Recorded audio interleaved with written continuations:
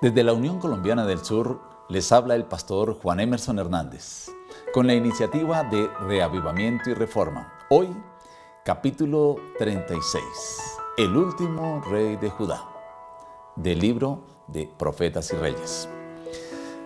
El rey Sedequías tenía toda la confianza ganada del soberano de Babilonia, Nabucodonosor. Además, contaba con un profeta de experiencia. Era el profeta Jeremías. Todo estaba listo para que él pudiera llevar adelante un reinado para la gloria de Dios. Desafortunadamente, no quiso prestar atención a los mensajes del profeta Jeremías. Si él hubiera prestado atención a estos mensajes y hubiera seguido la conducta que venía teniendo con el rey de Babilonia, todo su reinado hubiera sido diferente, guiado por Dios, y además hubiera tenido una forma de dar a conocer el mensaje a otros. Por medio del profeta Jeremías, el rey y toda Judá habían escuchado un mensaje bien claro. ¿Cuál era? Someterse al rey de Babilonia, que Dios había escogido como su siervo. Ese era el deseo que Dios tenía para el pueblo de Israel. Obviamente, Satanás no estaba contento con ello e hizo que surgieran falsos profetas tanto en Jerusalén como en medio de los cautivos que estaban en Babilonia, para instar al pueblo a rebelarse contra la soberanía de Babilonia. Esto hacía que el pueblo deseara que el yugo babilonio fuera quitado.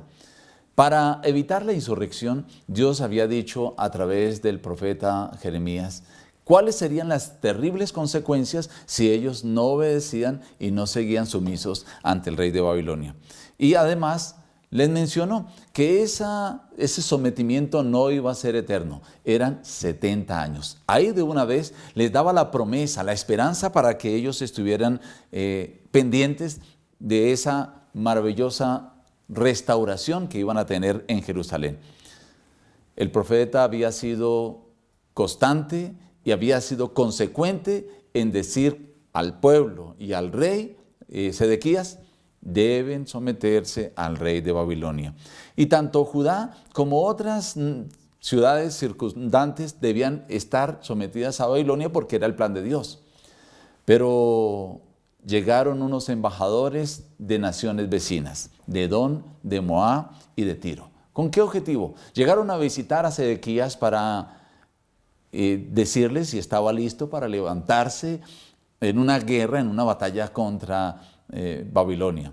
De inmediato el Señor le mandó a través del profeta Jeremías la amonestación que debía someterse nuevamente al rey. Para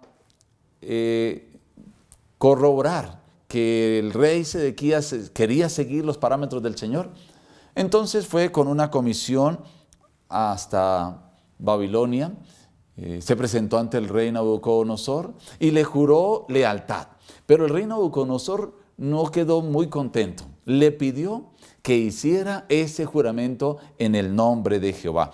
Ya Nabucodonosor tenía cierto conocimiento del Dios de los israelitas y sabía que ellos debían respetarlo. El rey hizo el juramento en el nombre de Jehová y regresó. Pero cuando regresó, él no prestó oídos a lo que el Señor había dicho a través del profeta. En cambio, sí quiso prestar oídos a los falsos profetas. Dice el libro Profetas y Reyes: el castigo más liviano que un Dios misericordioso podía infligir a un pueblo rebelde era que se sometiese al gobierno de Babilonia. Pero si guerreaban contra este decreto de servidumbre, iban a sentir todo el rigor de su castigo.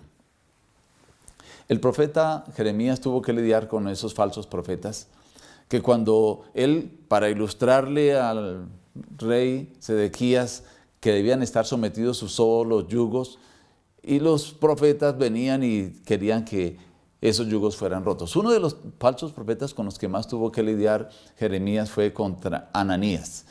Cuando el profeta Jeremías dijo que debían estar sumisos, Ananías levantó la voz y dijo, yo vengo en nombre de Dios. Y Dios me ha dicho que en 2 años destruirá el yugo de los babilonios. El pueblo quedaba mirando al profeta Jeremías, al profeta Ananías y decía, bueno, ambos dicen que vienen de Dios. Quedaban ahí en esa incertidumbre. Pero Dios inmediatamente envió palabra al profeta Jeremías, que éste habló a Ananías de la siguiente manera. Si tu profecía se cumple, entonces es porque eres profeta verdadero. Y retó de esta manera al pueblo. Pero dijo, Dios no te ha enviado y este año tú vas a morir. En efecto, ese mismo año, al 7º mes, Ananías falleció. Esto era una advertencia clara para el pueblo de entender que ese profeta era falso y que debían atender entonces al profeta Jeremías. Pero el pueblo no quiso atender, a pesar de estas formas como Dios claramente le habló al pueblo y al rey Sedequías. Mire lo que sigue mencionando el párrafo con relación a si Sedequías hubiera seguido la lealtad al rey de Babilonia. Pero el rey de Judá perdió de vista su alto privilegio de honrar el nombre del Dios viviente. Acerca de Sedequías ha quedado escrito, hizo lo malo en los ojos de Jehová su Dios y no se humilló delante de Jeremías profeta, que le hablaba de parte de Jehová, rebelándose a sí mismo contra Nabucodonosor, al cual había jurado por Dios y endurecido su cerviz. Obstinó su corazón para no volverse a Jehová, el Dios de Israel. Tanto Sedequías como los guías espirituales que habían en el pueblo realizaban prácticas paganas con declaraciones de blasfemia. Ahí dentro del mismo templo adoraban a dioses paganos y ellos decían, Dios no nos ve porque Él se ha apartado de nosotros.